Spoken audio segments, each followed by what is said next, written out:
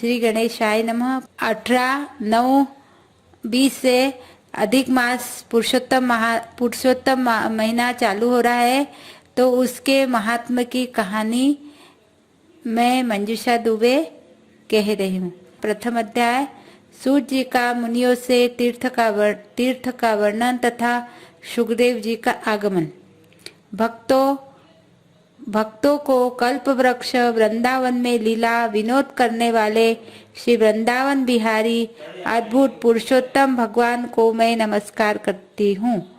नरों में श्रेष्ठ भगवान नर नारायण को नमस्कार कर माता सरस्वती तथा जगत गुरु व्यास जी को सत्कार्य में सफलता प्राप्त करने के निमित्त में प्रणाम करती हूँ।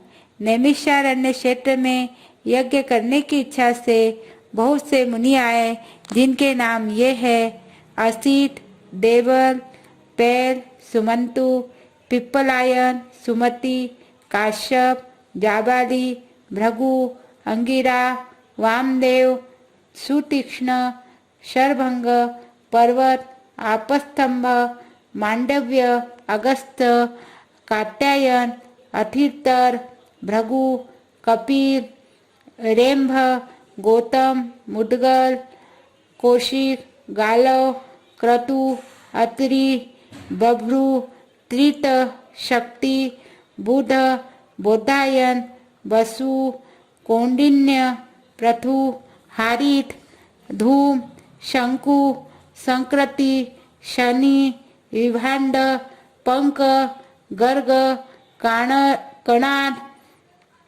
जमदग्नि, भरद्वाज, धूमय, मौन, भार्गव, कर्कश,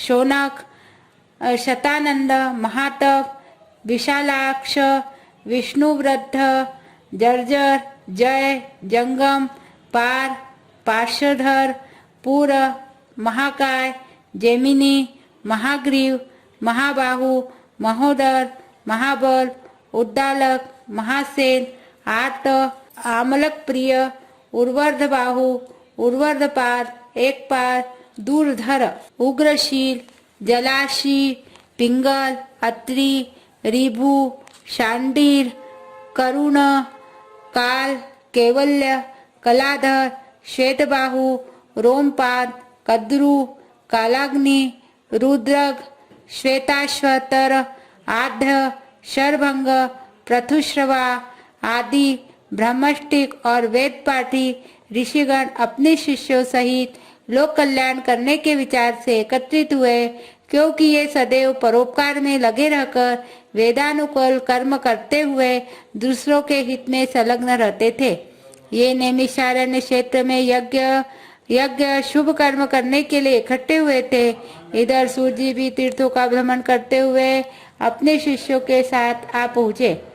वहाँ सूर्य ने संसार सागर से पार उतारने वाले समस्त ऋषि गणों का दर्शन किया और शिष्यों सहित सबको नमस्कार करके सूर्य आनंद मग्न हो गए।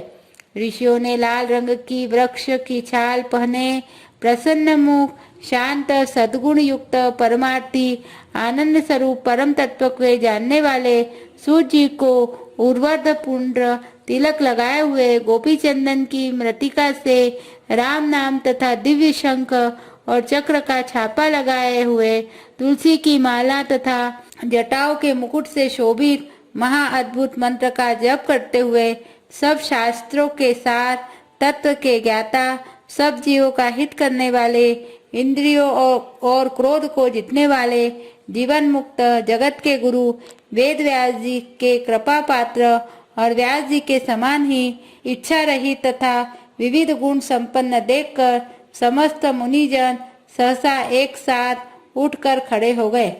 सभी ने तरह तरह की अद्भुत कथाओं के सुनने की इच्छा से सूर्य को घेर लिया। तब सूर्य ने हाथ जोड़कर विनम्र हो ऋषियों को प्रणाम किया। तब ऋषि बोले, परम भागवत सूर्य, आप चिरंजीवी हो, आप हमारे बिछाए हुए इस उत्तम आसन पर विराजिए, क्योंकि आप बहुत थके हुए हैं। ऐसा अनुरोध कर सभी ऋषिगण अपने अपने आसनों पर बैठ गए।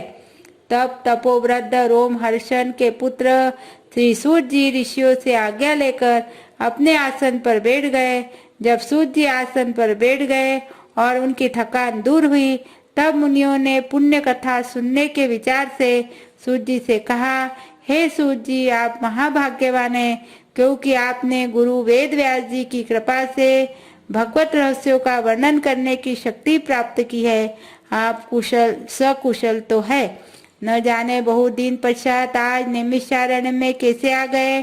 आप वेद व्यास जी के शिष्यों में शिरोमणि, हम सबके पूज्य हो।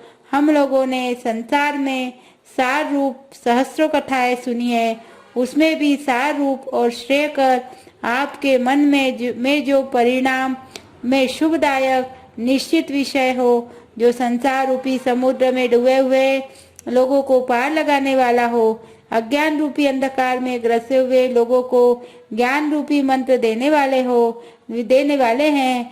हे सूजी, आप इस संसार रूपी रोगों को नष्ट करने के लिए रसायन के समान उत्तम कथा रूपी सार को हमारे सम्मुख वर्णन कीजिए, जिससे हरि लीला रूपी रस मिला हुआ और परमानंद का कारण हो। ऋषियों के ऐसे वचन सुनकर सूत जी हाथ जोड़कर आदर करते हुए बोले, हे मुनिजनों, आप सब मेरा मनोहारी उपाख्यान सुनिए। मैं पहले पुष्कर नाम के तीर्थ को गया, वहां स्नान करके देवताओं, ऋषियों और पितरों को तर्पण आदि से तृप्त किया। तत्पश्चात जन्म मरण आदि सब बंधन विनाशिनी यमुना के तट पर गया। वहां से क्रम अनुसार अन्य तीर्थों में होता हुआ गंगा जी के तट पर आया, फिर काशी होकर गया।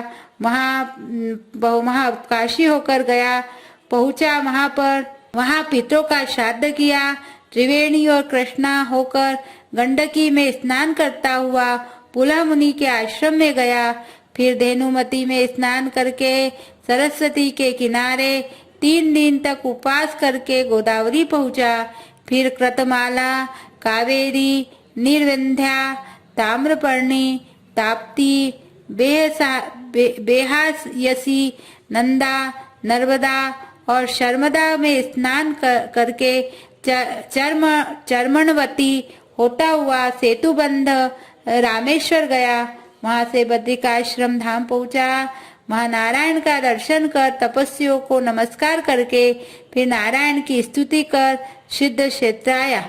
इन सभी तीर्थों में भ्रमण करते हुए कुरुक्षेत्र गया। वहां से जांगल देश होता हुआ मैं हस्तिनापुर पहुंचा।